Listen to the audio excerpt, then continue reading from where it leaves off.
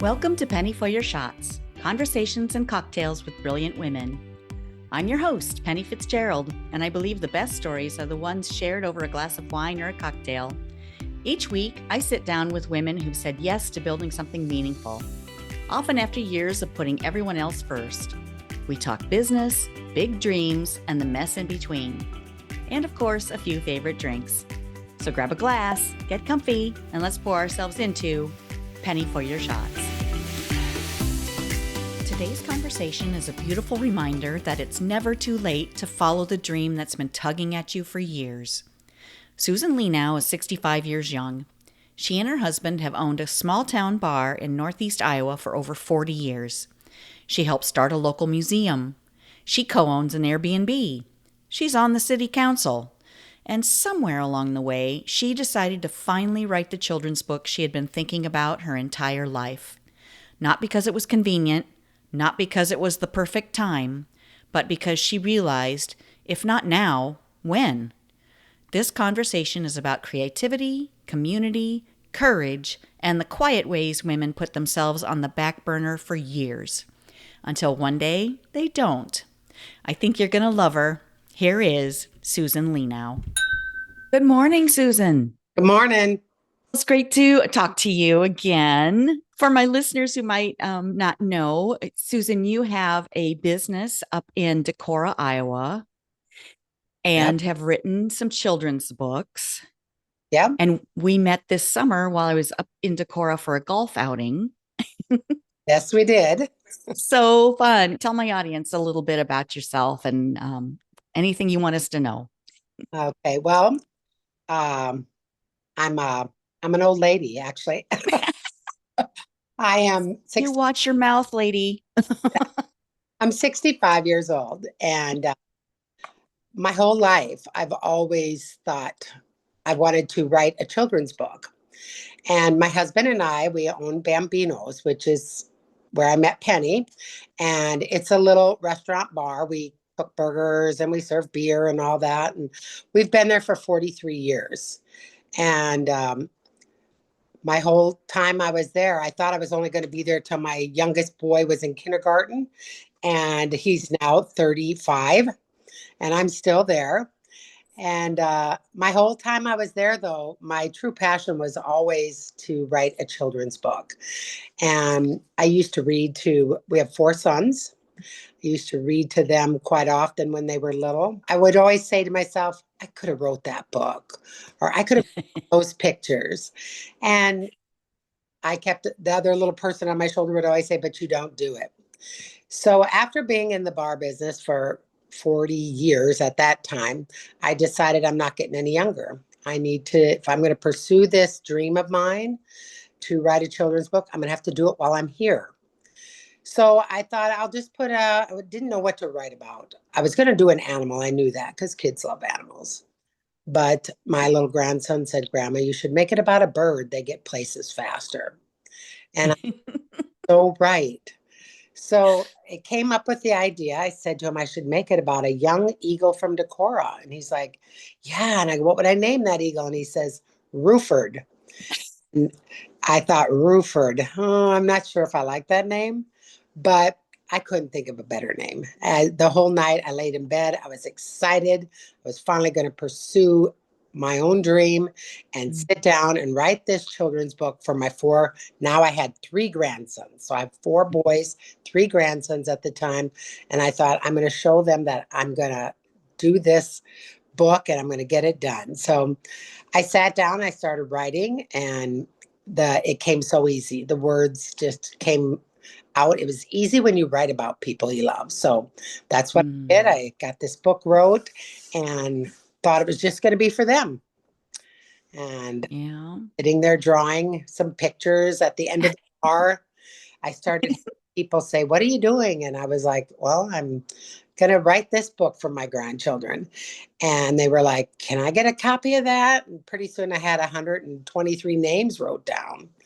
And I thought, maybe I need to pursue this. You were onto something. Here I am. Yeah. Mm-hmm. So well, let's back up just a second for those who might be listening and don't know the history of the eagles from Decorah. Mhm. Can you talk a little bit about that? Because that's a big thing. It is. There's a fish hatchery near Decorah, and some eagles built a nest, a mom and dad eagle. And so they put a camera up in the nest, and they used to videotape all of the actions that went on in the camera, the feedings, the births, the egg laying, everything.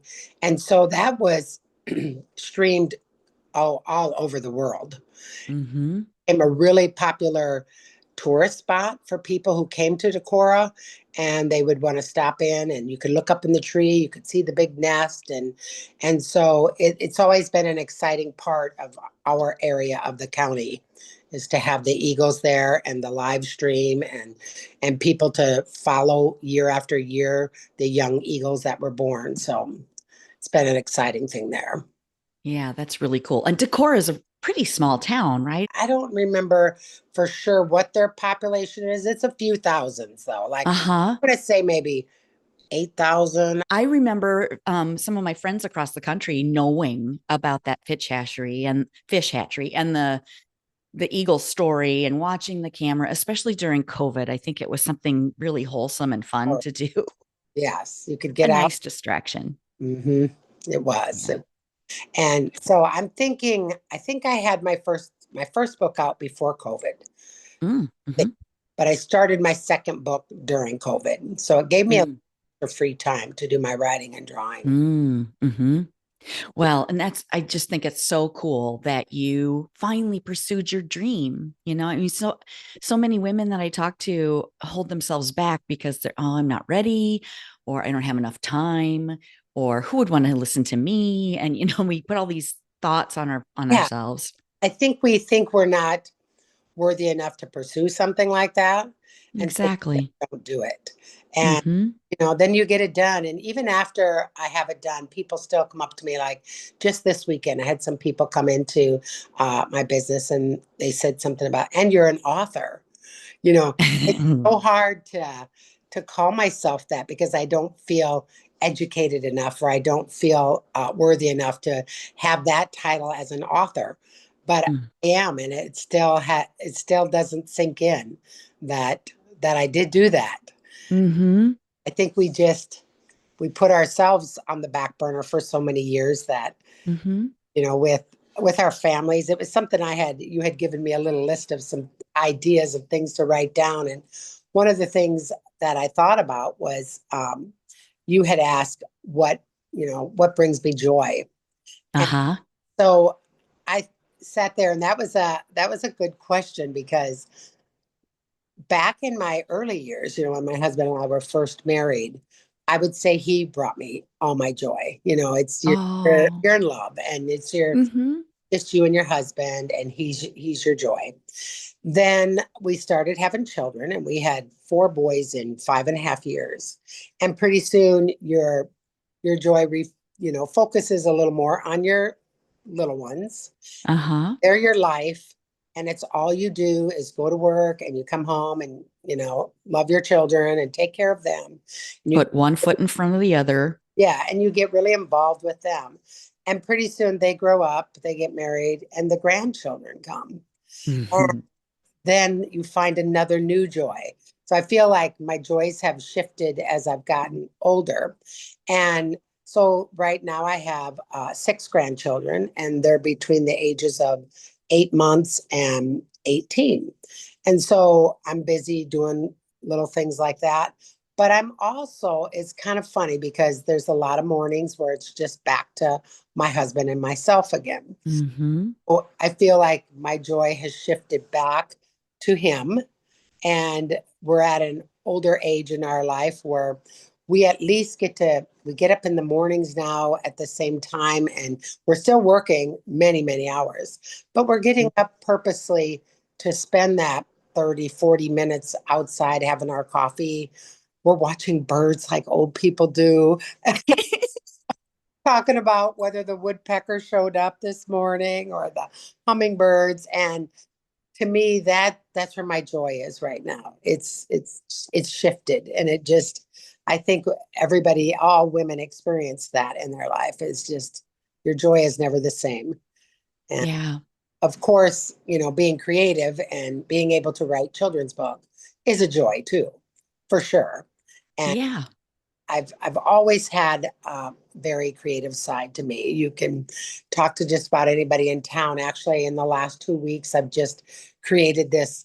I painted these 3 stacks of wooden pumpkins so people could stick their face in and have their picture taken Cute. with all the corn stalks and all that. Because I just my creativity goes to decorating. Like the Hmm. best friend Leanne, and her and I are both on the same page. And if I'm not painting or drawing in my children's books or creating a story to write, I'm decorating something. You know, just I think it all goes together. It's just who I am. And Yeah. those are the things that bring me the most joy is seeing finished products. You start with a room maybe and you remodel the whole thing, or you start with a blank piece of paper, you write a story, and you bring it to life through the pictures you draw. Um, Mm. that's where I find most of my passion and all my joy, I guess. That's great. Yeah. Well, can I back up just a second Yeah. too?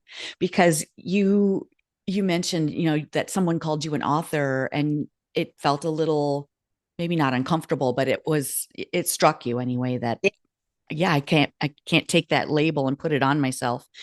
But I feel like a lot of women do that. We don't give ourselves enough credit for the experiences that we've had, the things that we've done, or we call it putting one foot in front of the other. And you experience joy along the way, which is Yes. Yeah. fantastic. But Yeah. okay, so you have the Bambino's business, a restaurant, a very busy restaurant and bar in a small town, but wow, you draw a lot of people in there that they know your food, they know your company, they want to be there. Well, You one know, of the reasons we have been so busy mm-hmm, and bringing in a lot of outsiders. In mm-hmm. 2021, we won the best burger in Iowa. I didn't know if I wanted to plug that because it's been good, and we've met a lot of people through it. So we've brought in a lot of. I don't know Uh-huh. what made you stop there. Well, we were up in Decorah for a golf outing, and we were going to be golfing at Oneota Hmm. Golf Club, and it was flooded out. You guys had Oh, had so much rain up that way that it was not available. So we came down to your community and golfed the course there. And well, what actually found you, and here's another thing that you probably don't give yourself credit for, is the museum in town. The ladies went shopping, and the guys were looking for something to do, so they came to your town and found the museum mhm. and met you, which was Yep. what brought us back to the bar then later that evening. Yeah, that's But right. tell us a little bit about that museum too, because you and a friend started that, right? It's the same girl, Leanne, and Okay, I'm actually on the city council here in town too. of course you are. And I'm on the church council. I've been the church president forever. Mm-hmm. But in a small town, you wear a lot of hats. That's just the way, you know. But we being on the city council, we had the old city hall, and it was sitting there empty and wasn't actually empty. It was full of junk, and it was just junk that accumulated probably over the last 40, 50 years. And if you didn't have a place to put something and you didn't want to throw it away, they threw it in that building. Well, it was time to tuck point that building or tear it down. So, being on the city council, um, I feel the importance of keeping as many buildings in our town as possible because, especially with it being our old city hall and one of our oldest buildings, I chose to vote in favor of tuck pointing it and keeping it in nice shape. Well, I did take a little heat from some of the town people Yeah. because it was like a $65,000 project, and that some people thought we don't use it, just get rid of it. Well, instead, I said no, we're going to fix it up and we're going to make some use out of it. And in Nice. mind, I always had this museum because all the businesses take turns watering the hanging pots of flowers. And Mm-hmm. you go to the community center basement to go get on the tractor and the flower watering cart. And there sits this beautiful vintage fire truck. and it's hidden in the basement of a community center. And there sits our old siren that we used to have on our old water tower that no longer exists. There's an old pull cart that you pull behind a horse. That was our original fire. It had a fire hose on it, and it's Wow. many, many years ago. And I'm thinking, there's so many cool things right down here that the public never sees. It just sparked an interest in me to start a museum. And I that's what we can do with that building. And going back to my creativity and my loving to renovate things. Um, we tuck pointed. We stuck a little more money inside, and we cleaned it up and made it much more presentable, and put the word out there on Facebook. If any of you have any old memorabilia, please let me know. And people started dropping things off at my bar, and I was setting it all aside for about a year, and we had our big town celebration this summer of 175 years. So I wanted to have that museum. It was a push, and I wanted to have that done Wow. for all the locals to come back and see a lot of memorabilia. So Leanne and we recruited another girl named Joyce, but about 3 weeks time, we put that museum all together, Wow. and it is pretty neat. I'm pretty proud of it. Mhm. I just got called yesterday. It's locked right now. It's just open on weekends in the fall on Sunday. Mhm. But I get called probably 3 times a week. Hey, I'm in town. Would you care if I came to see the museum? So I just run next door, I unlock it, let them go in, and it's a pretty cool place. And I'm pretty proud of that too. But Yeah, the guys loved it. They loved seeing it. yeah, they were super guests too. It features our old jail. I don't remember if we locked any of them in there when they were there. We have two old jail cells in there that were there from the 1800s. So Uh-huh. it's a pretty neat building. Okay, let's back up just a second for those that are listening. What's the name of your town? Ossian, which is spelled Ossian. It's pronounced Ossian, Iowa, which is about 12 miles south of Decorah in Winneshiek County. We're way up Okay. the northeast corner of the state of Iowa. And you're probably less than 1,000 people, right, in your We are town? we are about 820. Okay. And in a small town that you have all of these things going for you, and it's in large part due to you and your friends. Mhm. We have an old cabin up at the city park that Of course you do. they were going to tear it down. They wanted to use the space at the park for other things, and some of the town people were upset because that cabin is on one of our Christmas ornaments, our town ornaments. It's kind of been, it got moved in the 70s from Fayette County. So as far as Okay. having any true meaning from years ago, it doesn't. Hmm. But it's always sat there. It looks like a tourist information booth, is what it looks like. But it's a Hmm. really neat old cabin. And It's a log cabin, right? yes, I yeah, remember seeing it. Yeah. yeah. So that has sat there just empty and dirty and disgusting for probably 15 years. And in lieu of this 175th anniversary celebration, this same girl, Leanne, who shares my passion for decorating and revamping, we went in there and we cleaned the cabin all up, and it's all decorated inside. It looks just like a Laura Ingalls Wilder place. You walk in, we've found an old stove in there. It's got old wooden rockers. It's got herbs drying hanging from a ladder in the ceiling. It's the cutest little thing inside. So that was another project we did this summer, just to have something more for the people when they come to tour and see, a little bit more of what we have in our town. Uh-huh. Wow. And you mentioned you have an Airbnb. Yeah.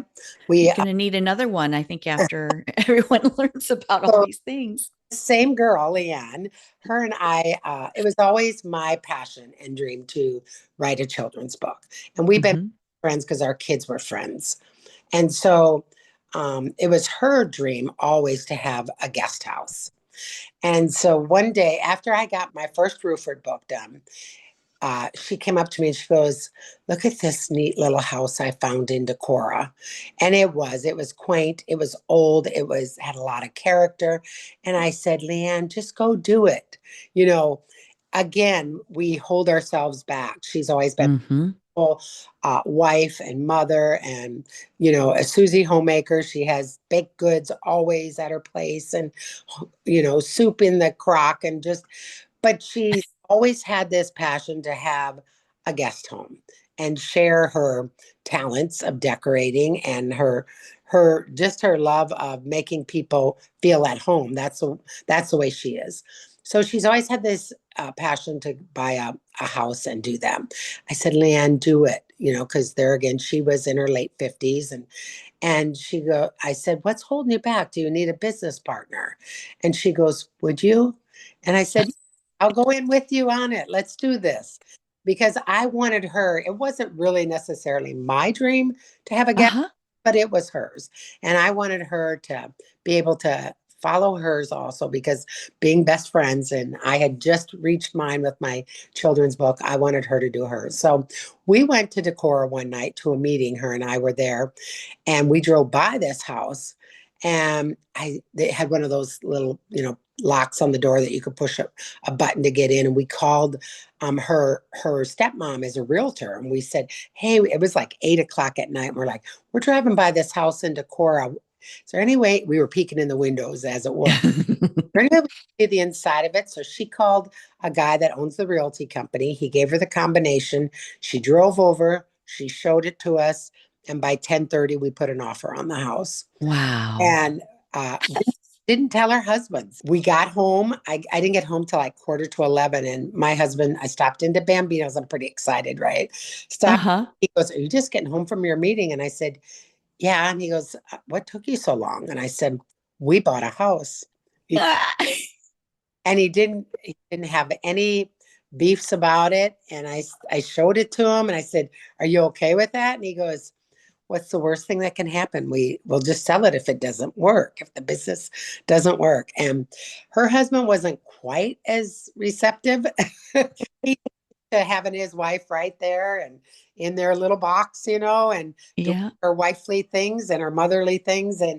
And I think he was nervous. She was stepping outside of her box, so to speak. Uh-huh. You So know, brave. so many of us never do. And Right. once you get a taste of that, it's like, I am somebody besides a wife, and I am somebody Yeah. besides a mom. And Mhm. so her and I bought this house. They accepted our offer, and we fixed it all up. And so we've had this Airbnb for 7 years. It's paid for itself. And Mhm. it's been a great little business venture. And we every once in a while, because we always said it was never going to break our friendship up, because sometimes friends Oh will yeah. do business together, it's not good. And I, Hmm. before anything ever happens, our friendship will remain. We will get rid of the house before. So about once a year we look at each other and we say, do you still want to do this? We both look at each other and we're like, yes. Yeah. And we clean it ourselves. We go over, Oh. booked every weekend from May till November. We don't have a weekend hardly that her and I can go and swap out decorations. It's been a really good little thing for us. And you would think we would get tired of cleaning it, but it's our happy place. We go, Mm. we clean together usually. Every time we leave, we say bye house, and we always say we wish we could stay here, and we don't because it's always busy. So, Yeah. but It's it, got good energy because of the way that you treat it. yeah. You know. And there's a lot of truth in that. I'm a Yeah. believer in the energy around, Oh and yeah. so her and I are both. We both just we have the same passions. And you had also, one of the questions you asked about was a special memory with a best friend or something like that. Uh-huh. And mine would be with her. She's hardly been out of the state of Iowa. Um, I get a little vacation in every 3, 4 years. I have a son that lives in Las Vegas. I have a son that lives in Philadelphia. So I will maybe go out and see them. So I do get out of Winneshiek County once in a while. She hardly gets out of Winneshiek County. I'm not kidding you. In all the years I've known her, I thought she only got out of state other than to go see her brother in Kansas City like once in 30. Oh wow. So we planned a Thelma and Louise trip. It's about a couple women who just packed a van full of stuff, everything from a needle and a thread to snacks, you name it. And we took off on a 12-day adventure and we went to, this was just 2 years ago. We went to South Dakota. She had never been there. So we went to see Mount Rushmore and did all the sites there, the Badlands. And then we went on to Montana, Wyoming, Yellowstone. We drove through Yellowstone. We went through Utah. We came back through Colorado. And we never had any hotels booked or anything. We just drove as far as we wanted to drive, and that's where we stayed. And Oh, so spontaneous. That's yeah, great. it was the best time. I want to do it again so bad and maybe go out east or go up to Maine or something like that. So Yeah. that's on my bucket list. Oh, nice. But we had a wonderful time. And it's just people don't take the time out of their lives to really Hmm. do things. Sometimes we just get so saturated in our everyday life that we just, like you said, put one foot ahead of the other. Yeah, It's so important to make some of those memories because absolutely. 65, I'm learning we're not going to be on this earth for, forever. Mm. Hmm. There, as you get older, a lot of more people that are your age and older are passing, and it just really sets in Hits home. Hmm. to pursue those things. So, if you have an ounce of energy left in you, go for it. Right. That's how I sign all of my first books. So I sold about 4,000 copies of them, and Uh-huh. when I sign them, I always say, "Follow your dreams," because Mm. because I've always felt you were never too old to follow your dreams. Absolutely. That one of the a neat thing is I had a gal who wrote to me and said, "You inspired me to pick up and learn to play the piano." And she was 3 years older than me. And so she started taking piano lessons. And it Mm. was such a cool thing. You Hmm. she was probably 62 at the time. She just Hmm. do piano lessons. And the next year for my birthday, she sent me audio of her playing Happy Birthday on the piano. Oh, I'll just never forget that. I thought it was one of the neatest things. so sweet. Yeah.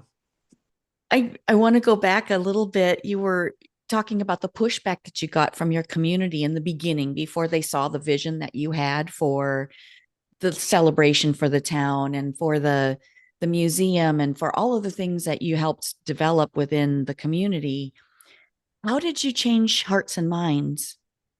Um, the main pushback I got was the amount of money that we had spent Mm-hmm. building. And I think I didn't change any minds until it was done.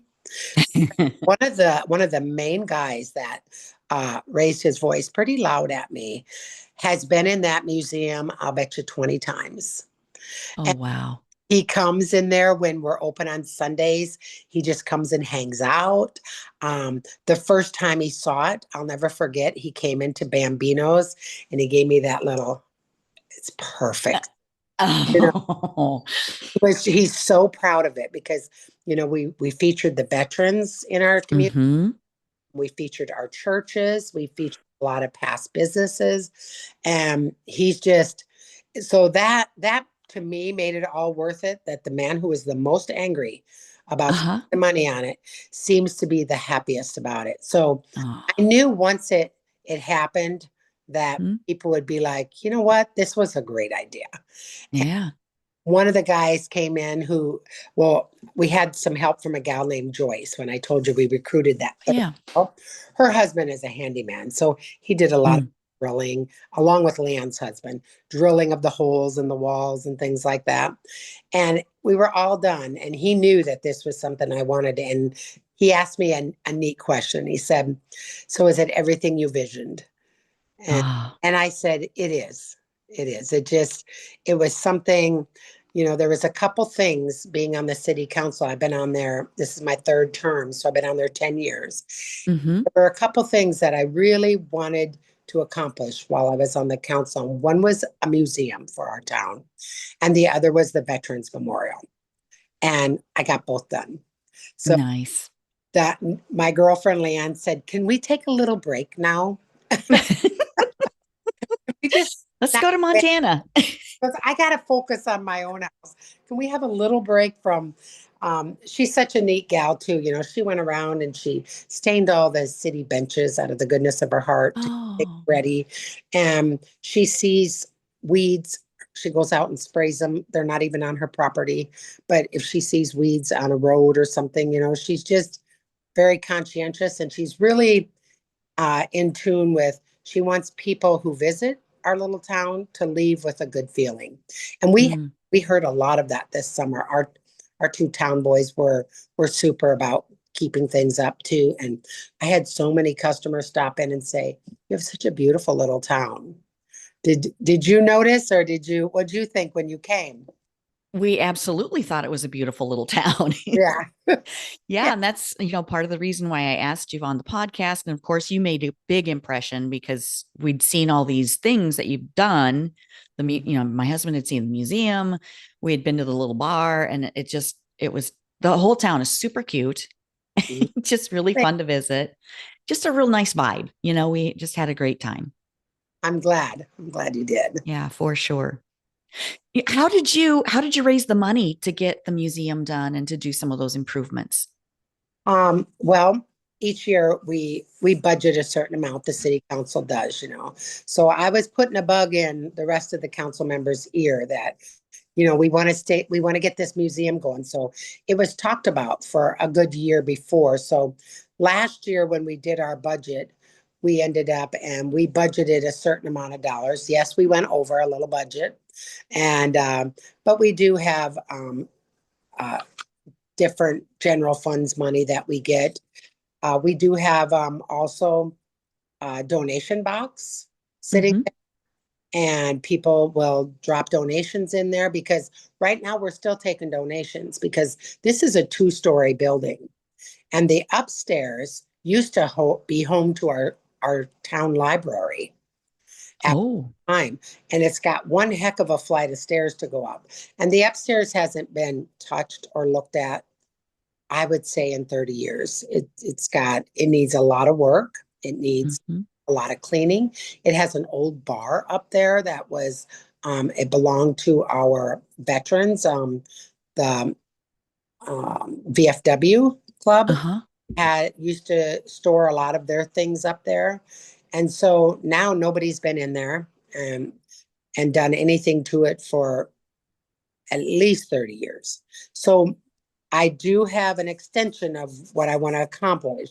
I want to get the upstairs at least all cleaned up, made so that it can be rented out, whether Mm. somebody wants to start yoga classes or spin cycle class. So we're still taking donations from anybody, for that project, and we hope to expand that museum. So you have a vision for more space. What Yeah. else is on your horizon? What other projects do you have coming up?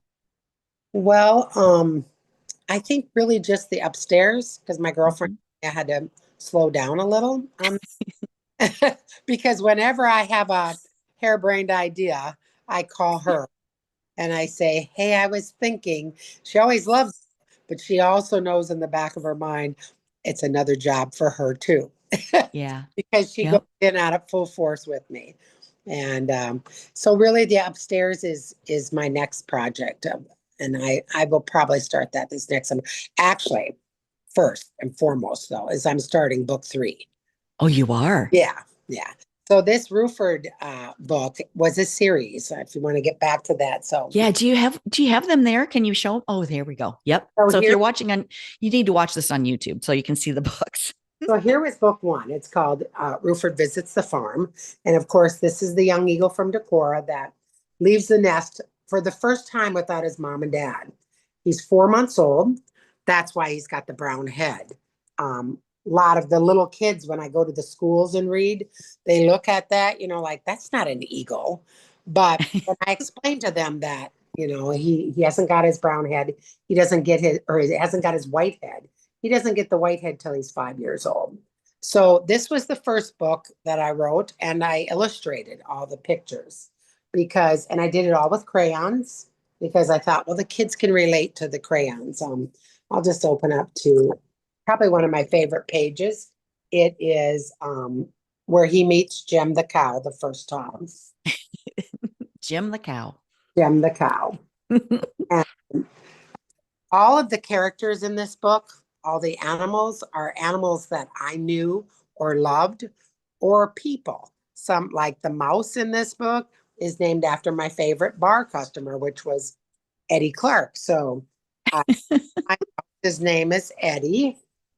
And when you write about and you incorporate people that you love, I put their personalities into the animals even. It's so easy. It's easy to write a story when you write about people you love and things you love. So this was book one. It was Ruford Visits the Farm. Then I always told myself if this goes over well, I named it Ruford Visits the Farm because I thought I can do Ruford Visits the City, Ruford Visits the School, Ruford Visits the Zoo. He can go anywhere. He's a Yeah. you know. So my next book then was I wanted to make him with a white head, and this is Ruford Visits the North Woods. And in this book, one of the eagles from Decorah, they put tag around its ankle and a tracker, and it did fly to one of the Great Lakes. So with Lake Superior being my favorite lake, I decided, and Duluth, one of my favorite cities, I decided to make Ruford fly all the way to Duluth. So I have in both books, I have a map in the beginning of this book, Oh, nice.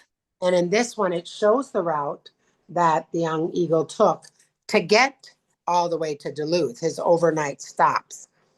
I plugged some neat little towns that got quaint things in them, like Wabasha is home of the National Eagle Center. So, of course, Ruford spent one night in Wabasha.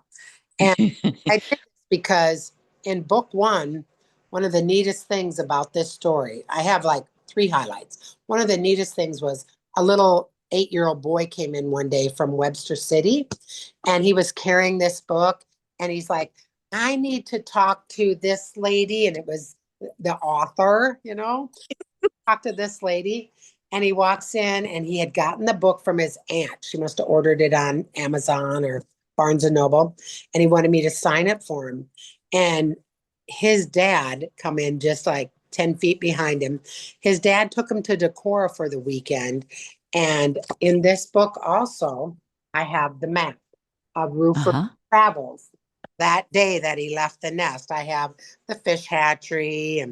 And so when the little boy and his dad came to Decorah, they stopped at all the stops that Ruford Aw. on that morning. And they videotaped in front of each place. And he did a book report. And, and they turned in the videoed book report to his school teacher. And they sent me a picture of all the videos. It was the neatest thing. And I thought, what a neat thing for a dad to do to take his son on the same journey that this eagle took that day. So I Mm-hmm. picked family friendly stops in book two because Elias and his dad went on this journey also, all the way to Duluth. So Wow. there will be a third and final. And I always had in my mind, I'm going to make 3 Ruford books. And the third one, I have the story is all up here. It's ready Uh-huh. to go. This winter, I'm going to work on it. Uh, at the end of this book, so in book number 2, Ruford meets a girlfriend because Oh, everybody needs someone with guidance. She's a little bit bossy. Her name, he meets her name is what? Patty. Her name Okay. is Patty.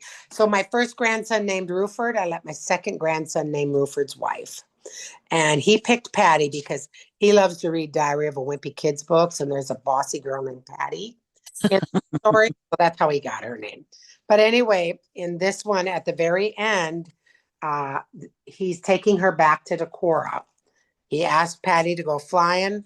They leave the North Woods and they head back to Decorah. So the third and final book will take place by Ocean. And you will see Bambino's restaurant bar Nice. in the background of one of the photos that I draw. So they're going to land on the railing in front of my place. The kids are going to get to see the eggs hatch. there's going to be a family in the third book.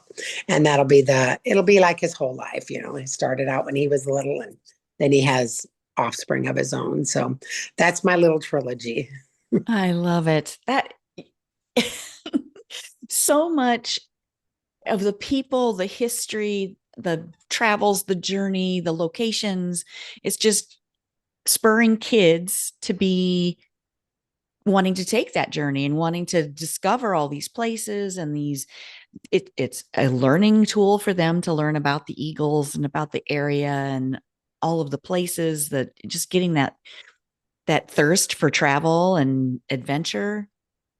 And I've read at a lot of schools, and Uh-huh. I find, and the kids are like so interested.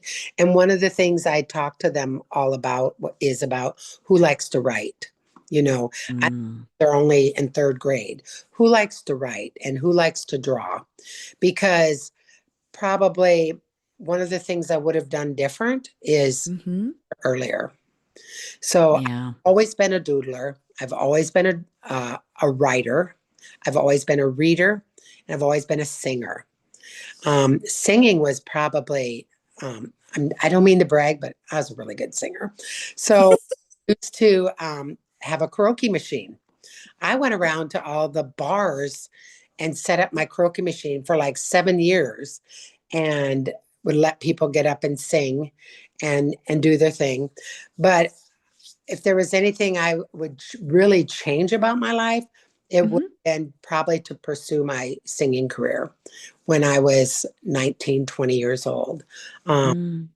Now they have all these TV shows, like The Oh Voice. yeah. And I've wrote music and I put, so I have 3 songs out there also that have all the instrumental behind them. Uh-huh. So it's all part of being creative. So I tell these kids when I go to the school, if it's if you love doing that, keep doing it. And Mm-hmm. ever, just go ahead and put your words to paper. Even if they're only 12 years old and they have a story that they want to make up and write, or a true story that they want to write about, just write it down. And if they like to draw, put some pictures with it. Start out little small like that, and I really push them to pursue that part of their life if they have a passion for that, because I feel like I waited so long, Mm. and just because I was a mom, and I can Mm. do 2 things at once. I've learned that. Okay, says the woman who has all these projects. Yeah, they always say when you retire, you're going to get life is going to slow down. I feel like mine has quadrupled. I Mm-hmm. You always think, well, I got this extra time. Okay, I'll do that. I'll do that, and pretty soon you're doing a lot of things. Yeah. But I, So many fulfilling things, so many things that are in service of others. yeah, yeah. And I don't, I've always, I would say that's probably, sometimes I wonder why I get involved in all that. And I think, I don't do it for the fame of it, honestly. None of that. I think I do it because I maybe deep down always try to seek approval. And Mm. if I do this, they're going to like me or something. Or, you Oh. know, maybe that goes way back to my childhood. I don't know. But I feel like I do it a lot of times uh, to feel good. And I want others to feel good when they see things. I want them to enjoy. I'm just so big on making other people happy. Mm-hmm. Uh, I wonder if that's why I do it. I don't know. Mm-hmm. It could. Well, I don't think you can ever go wrong if you're doing something that is you have in mind it's in service of others. You're helping to make the world a better place. You're bringing light into this world. That's my goal. That's my ultimate goal Yeah. is to make other people happy, I guess. And Mm-hmm. I think that's probably now, maybe that's where I find my most joy, is Mm. making others happy, because I think that's why I do what I do, and that I get involved in so many things is because I just I enjoy that I like Mm-hmm. enjoy seeing them happy and the positive energy that you can send out to them and hope that they send it out to somebody else. It's just rewarding. Yeah, we were talking about energy a little bit ago. That I believe that too, that Mhm. it's all energy and what you put out, you attract back and it just Mhm. grows. Mhm. I have many rocks that was probably Yes. stones, Uh-huh. crystals, things. Crystals. Uh-huh. Yeah. So that was probably one of our favorite places when Leanne and I went to South Dakota. We went to, I think it's called Hill City, and Okay. a rock shop there. I Mm. bet we spent three-fourths of a day in a rock shop because we were just, finding the right stones for us and the right bracelets. And Uh-huh. we're really big on that. I, I got, Magic Morphos. yes. Isn't that the best place? It's so fun. So happy. I do believe that they send off energy and Hmm.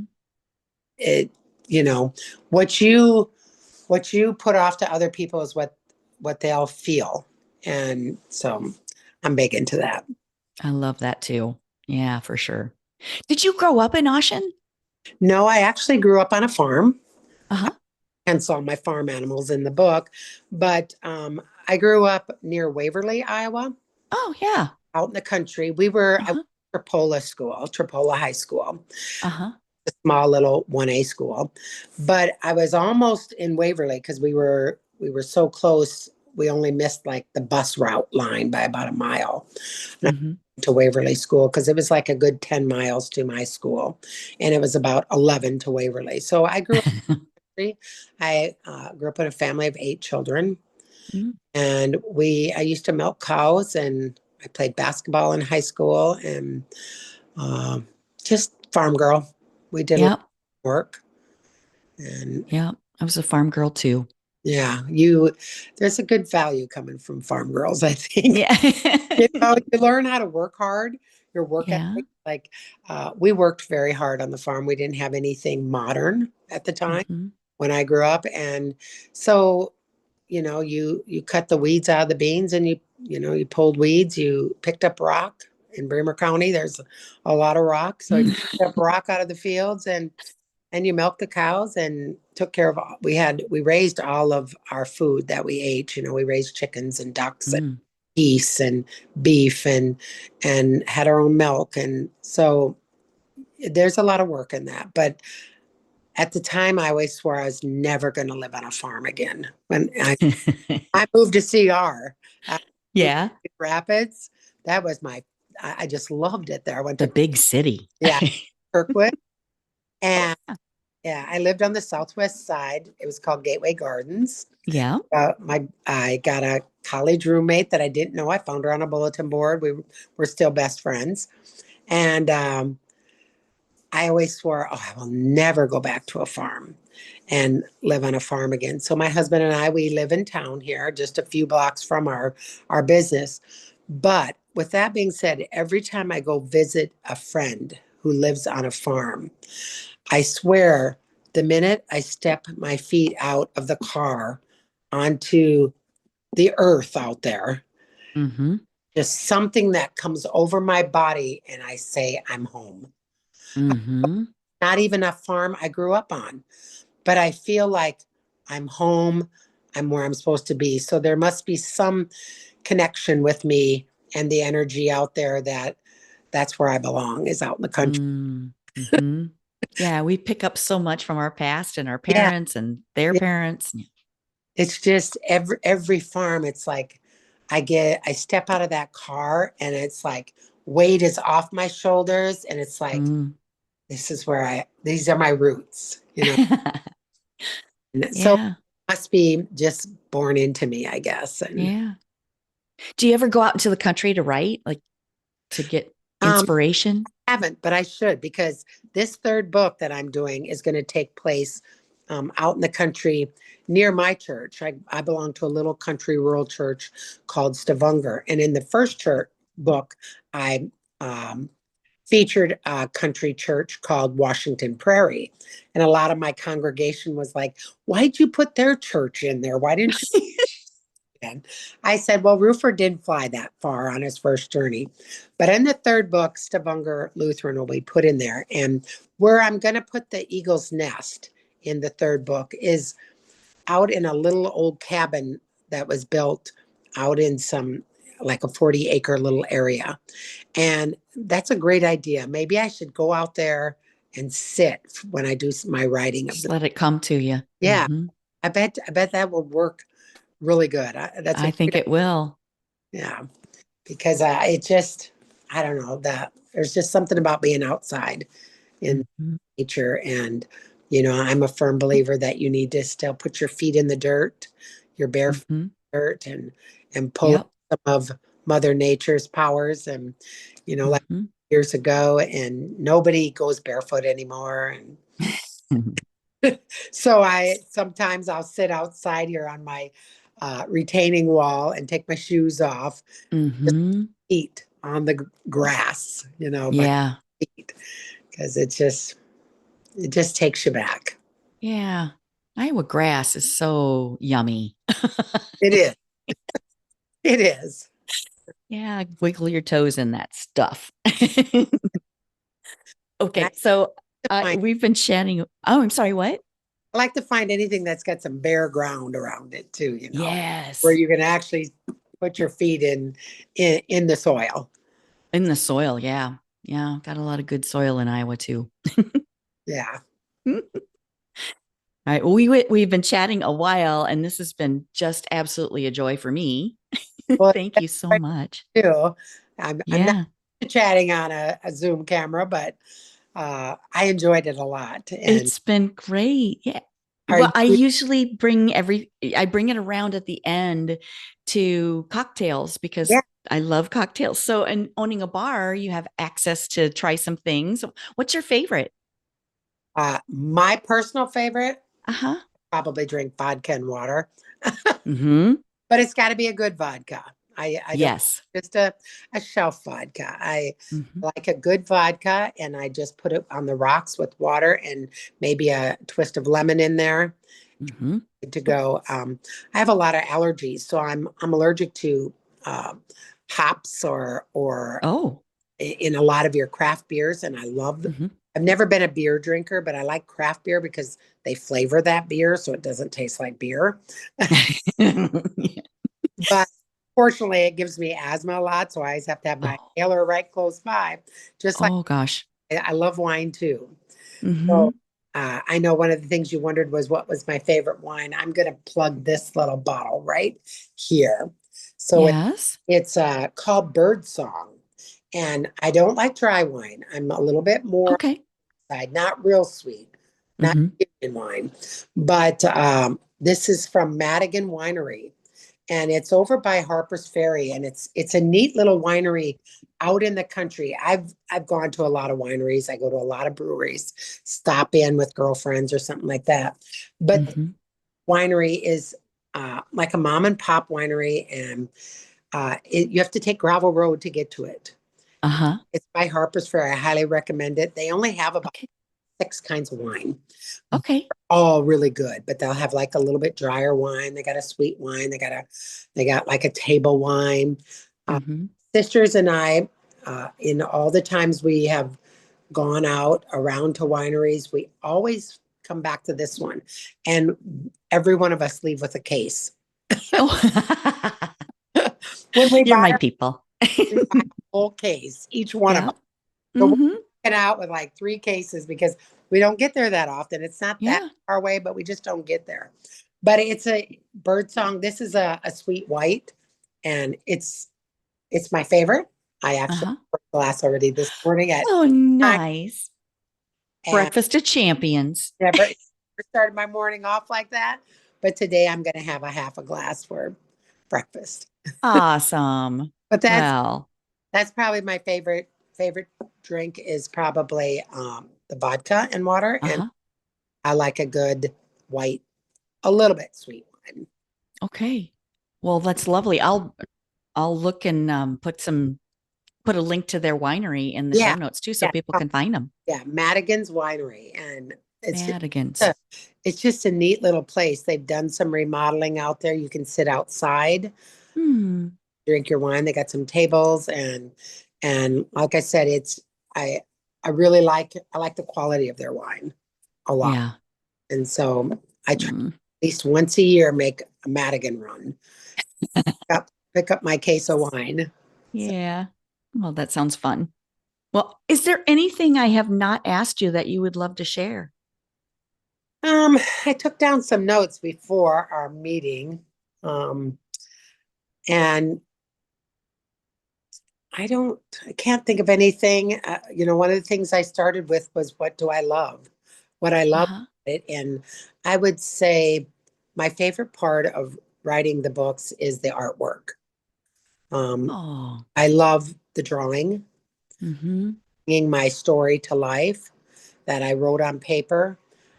It's fun because I take my story and I space it out into about 28 pages, and then each page has its own story. So I'll read that little paragraph that I have on that page, and then I sit and I visualize what I think is happening in that story and who's in that picture and what's in the background, and then I put it to paper.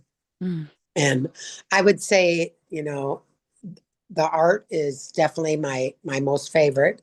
And then taking it to the schools and see Mm. it's like I have a Facebook page, a Ruford Visits the Farm Facebook page. Oh, cool. I to put a lot of little kids' pictures when they get the book. They'll send me a picture of it. Um, it's fun to see the smile on their face when they get it and they open it. I always watch for their expression because it tells me a lot. If they're liking my work, if and I like detail. I like a lot of color because I think when kids are little, even 4 years old, at that age, that's all they know is the pictures. So I feel like it's Mm-hmm. important to have good pictures. Mercer Meyer always used to he puts a lot of detail in his children's books. And I remember those were some of my favorite books to buy for my children because of the detail of all the work. Mm. So each one of these pages takes me about 10 hours a page to draw. Mm. Mm-hmm. Sit there and I don't care if I don't even eat or anything because I am so engrossed in putting that picture on a paper. So I love that part of it. And another thing that I love the most about it is that I accomplished it at this stage of my life. Mm. I can say, you know what, I did it. I no longer Yeah. telling myself, but you never do it. You don't do it. Mm. It's just the accomplishment of saying, I am an author. Yeah. I'm an illustrator. Yeah. So I love that. I love I that. do too. I love that for you. That's just so inspiring because so many of us just hold ourselves back Yeah. and wait for a bet, when's the perfect time? Well, guess what? It's not today's the perfect time right now. Yeah. That would be my advice to all the listeners is I don't care how old you are. If you're 70 and you've always wanted to play the guitar, Mm-hmm. go get one, pick up a book, start strumming. And, Yeah. or whatever it is, knitting, I don't care, whatever it is, find Mm-hmm. a hobby that you've always been passionate about and go do it. There's don't hold yourself back because we are the only ones that hold ourselves back. That's So, for sure. Mm-hmm. Oh, Susan, this has been so amazing. well, Thank you so much. and I'm so glad I met you Me and too. hope you guys come again someday. Oh, we will. We'll see you next year. Yeah. Sounds perfect. Maybe by then I'll be upstairs working on that upper half museum when you come. I'll be anxious to hear what other projects you have on the horizon too. Yeah, it won't stop. I know you won't. Yeah. So Oh, great. Well, go have a wonderful day and enjoy your breakfast cocktail. I will. So thank you. Cheers, my friend. Yep. Cheers to you. That's a wrap on this episode of Penny for Your Shots. If you loved today's conversation, don't let the inspiration stop here. Get my weekly insider updates straight to your inbox. It's where I spill behind the scenes goodies, exclusive tips, and all the fun stuff I don't always share on the podcast. Sign up now at pennyforyourshots.com/insider. I'll see you in your inbox next Thirsty Thursday. Cheers!